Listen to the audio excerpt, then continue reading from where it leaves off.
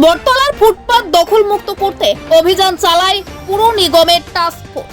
তবে কচুর ডোগা বিক্রেতা বৃদ্ধের ওপর বীরত্ব দেখালেন টাস্ক ফোর্স, যা নিন্দার ঝড় স্থানীয়দের মধ্যে। আজকে সর্বপ্রথমে আমি আমার ট্রাফিক দপ্তরের পক্ষ থেকে এবং আমার ব্যক্তিগত তরফ থেকে মিডিয়া ভাই এবং বন্ধুদের আমার প্রীতি এবং শুভেচ্ছা জ্ঞাপন করছি। আজকের যে অভিযান সেটা নতুন কিছু নয়, প্রত্যেক মাসেই আমরা সময় করে আমরা জয়েন্ট এনফোর্সমেন্ট করে থাকি। জয়েন্ট এনফোর্সমেন্ট করার একটা সুবিধা আছে, যেমন আমরা ট্রাফিক জ্যামের কারণে বলুন, রাস্তার কথাই বলুন, সব কারণের মধ্যে আমরা একা ট্রাফিক জড়িত নয়, তার মধ্যে আমাদের এএমসি জড়িত থাকে, কিছু পার্ট থাকে, আমরা স্মার্ট সিটির পার্ট কিছু পার্ট থাকে, কিছু ট্রাফিকের পার্ট থাকে, কিছু পিডব্লিউডির পার্ট থাকে, সেটা যার যাবে। আমরা আজকে 3 দিনের একটা প্ল্যান করেছিলাম যে 4 তারিখ থেকে শুরু হয়েছে, 4, 5, 6 আজকে আমরা শেষ দিন। আমরা আজকে বটতলা এরিয়াটা করছি। 4 তারিখ আমরা করেছি লিকচমণি, নর্থ গেট, রাধানগর এবং কিছুটা আমরা দুর্গাচমণি কিছুটা অংশ আমরা করে নিয়েছি।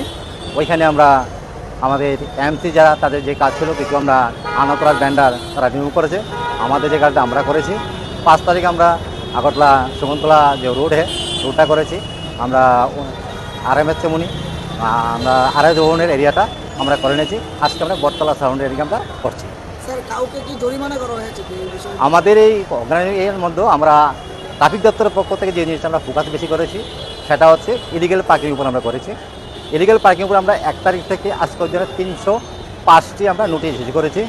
আর গত মাসে আমরা করেছিলাম 1698টি। টোটাল গত মাস আর আজকের মধ্যে আমরা করেছি 2003টি নোটিশ ইস্যু করেছি ইলিগেল পার্কিংয়ের উপর। এবং বিশেষ করে কিছু কিছু ট্যাম্পারিং নাম্বার করে চলছে। ট্যাম্পারিং নাম্বার গত মাসে করেছি 15টি, এই মাসে আমরা করেছি 6টি। আমরা টোটাল 21টি ট্যাম্পারিংয়ের উপর আমরা বাইকার চিহ্নিত করতে পেরেছি।